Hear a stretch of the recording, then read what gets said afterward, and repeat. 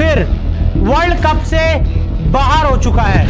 10 wicket से हरा दिया। टीम इंडिया की बैटिंग हो, बॉलिंग हो, फील्डिंग, हर तरफ फिसड्डी साबित हुई। इंग्लैंड की टीम ने टीम इंडिया को धो डाला। 2022 टी20 वर्ल्ड कप में इंग्लैंड से करारी शिकस्त झेलने के बाद टीम इंडिया अपने बदले के लिए बेताब थी और कुदरत का निजाम देखो, साल 2023 ओडीआई वर्ल्ड कप में वह मौका टीम इंडिया के लिए आ गया था और इस मौके पर चौका लगाने के लिए टीम इंडिया पूरी तरह से फॉर्म में थी। नमस्कार दोस्तों, आप देख रहे हैं सीप्लिक्स डॉक्यूमेंट्री का स्पेशल एपिसोड टीम इंडिया का महापलटवार। 29 अक्टूबर 2023 लखनऊ का ये स्टेडियम दोपहर 2 बजे जॉस बटलर और रोहित शर्मा टॉस के लिए मैदान पर आ चुके थे। टॉस उछाला जाता है। टॉस जॉस बटलर के पक्ष में गिरा। टॉस जीतकर जॉस ने पहले गेंदबाजी करने का फैसला लिया। दोनों टीमों की प्लेइंग 11 कुछ इस प्रकार थी।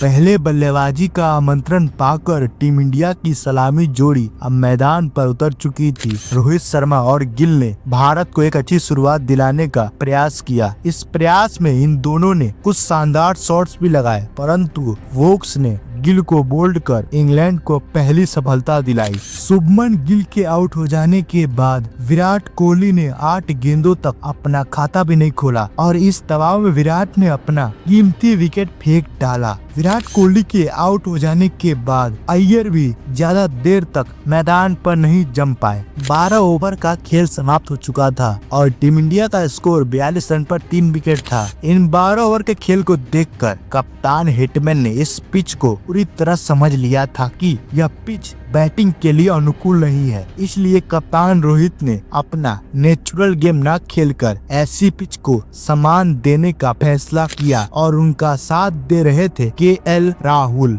रोहित और राहुल ने मिलकर टीम इंडिया के पारी को बड़े समझदारी के साथ संभाला और 20 ओवर तक टीम इंडिया के स्कोर को 73 के पास पहुंचा दिया। अब रोहित शर्मा और राहुल की नजर थी टीम इंडिया को एक सम्मानजनक स्कोर तक पहुंचाने की। इस सोच के साथ रोहित ने अपना हाथ खोला और पारी के 24वें ओवर में रोहित का अर्धशतक पूरा हो चुका था। रोहित का ये अर्धशतक अंग्रेजों के लिए खतरे की घंटी थी, क्योंकि अंग्रेजों को यह बात पता थी कि ये वही शख्स है जिससे दुनिया फादर ऑफ डैडी 100 के नाम से जानती है। अर्धशतक के बाद रोहित ने अगली ही गेंद पर एक शानदार शॉट जड़कर एक लंबा छक्का लगाया। हिटमैन को देखकर राहुल भी अपने रंग में आ रहे थे। इसका सबूत राहुल ने लिविंगस्टन के ओवर में 11 रन जड़ के दिए। अब 30 ओवर का खेल खत्म हो चुका था। भारत का स्कोर 131 रन पर 3 विकेट था। हिटमैन और राहुल के बीच 91 रनों की साझेदारी हो चुकी थी और इन दोनों का प्रयास था इस साझेदारी को और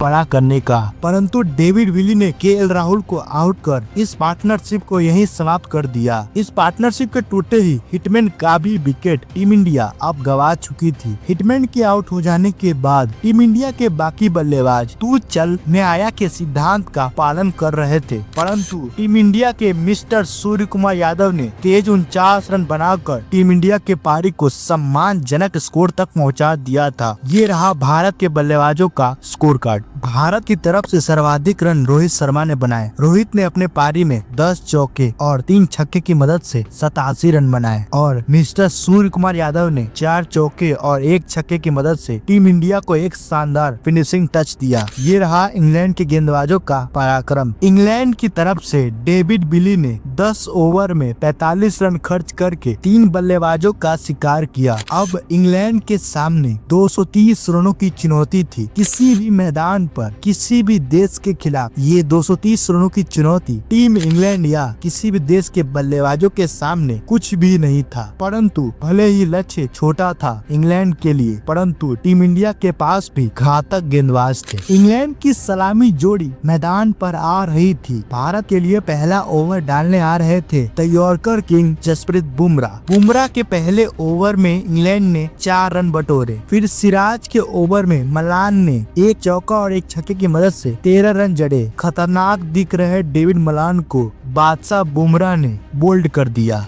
फिर बुमराह ने अगली ही गेंद पर जो रूट को टाटा बाय बाय कर दिया। बुमराह के विस्फोट के बाद इंग्लैंड की तरफ से बल्लेबाजी करने आते हैं बेन स्टोक्स, परंतु बेन स्टोक्स मोहम्मद शमी की घातक गेंदबाजी के सामने एक एक रन के लिए तरस के रह गए। पूरे ग्राउंड में अब टीम इंडिया का शोर था, क्योंकि टीम इंडिया के गेंदबाज अंग्रेजों को पूरी तरह से ध्वस्त कर चुके थे। अंग्रेजों को कुछ भी समझ में नहीं आ रहा था कि उनके साथ आखिर हो क्या रहा है। उनका कोई भी बल्लेबाज बड़ी पारी खेलने में कामयाब नहीं हो पा रहा था। जैसे तैसे अंग्रेज 129 के स्कोर तक पहुंच पाता है। छोटा लक्ष्य समझकर अंग्रेजों की पारी महज 129 पर ही सिमट गई और टीम इंडिया इसी के साथ 2022 T20 वर्ल्ड कप का हिसाब बराबर कर लेती है।